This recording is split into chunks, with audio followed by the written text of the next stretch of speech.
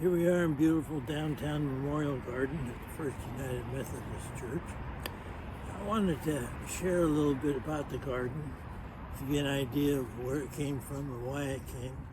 But before I do that, I got to throw out just a little bit of a personal statement about it.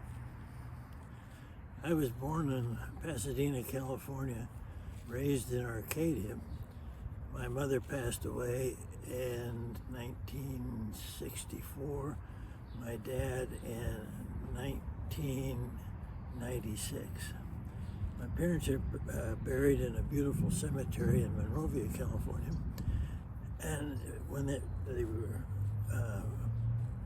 putting my mother's grave together, it was beautiful rolling hills and orange groves.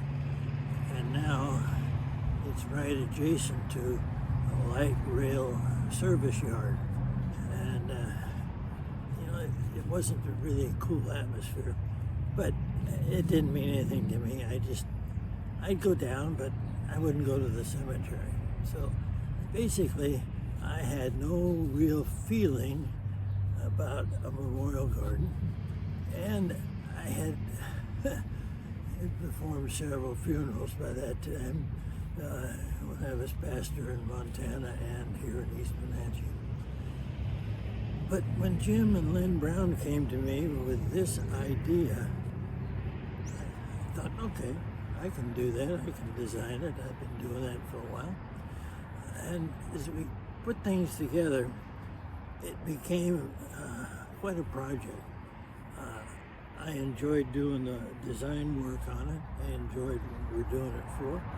And it's important to have a spot where people can focus on the loved ones of the past.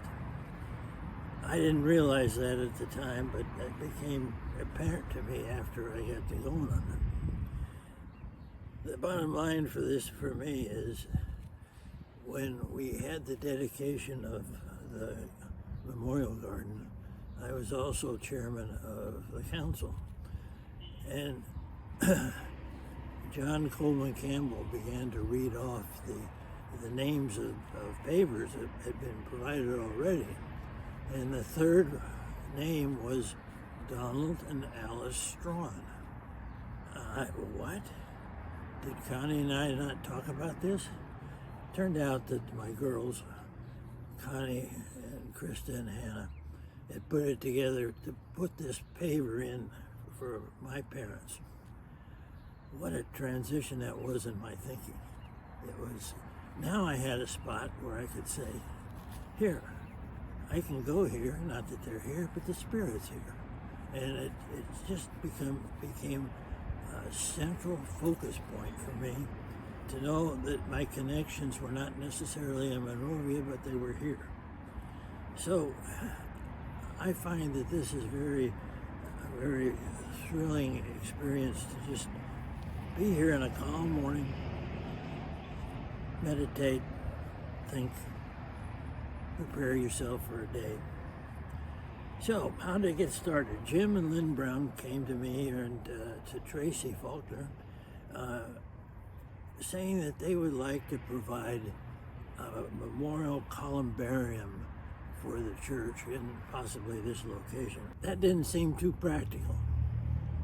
It seemed like it was maybe out of place. And so the transition to the Memorial Garden began to develop as we put this together. And it was finalized and dedicated in the spring of 2016, I believe it was. Anyway, we thought, well, if we had the pavers like they do in some of the places where they're raising money for maintenance and stuff, people would be interested in maybe buying a paver and making the memorial really a point of focus. So in the long run, what has happened is we have designed this with different sized pavers. They can be engraved with anything you want, but there's a maximum number of letters on it. You can do it with a memorial to somebody or thank you to somebody or anything you want.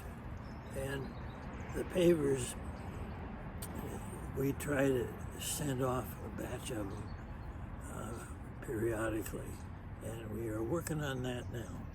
So I would encourage anybody that has any desire to do this, that you see the office staff now. Now some show and tell. This is the original design. And the original design was to make it colorful. And we put a lot of perennials in here that probably were neglected a bit.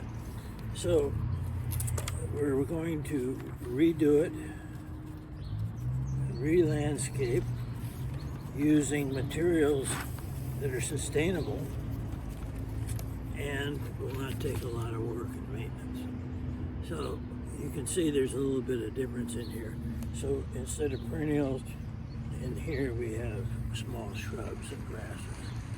And we have color spots back here, which, if you're familiar with them, it's a small Rosa Sharon that has a white and red flower to it. So that's what we're looking forward to. We hope this is in materials in the ground by mid-May, and that we have everything going on. So, if you have any questions, like to contribute, like to help in maintenance, let me know and we'll see what we can do for you.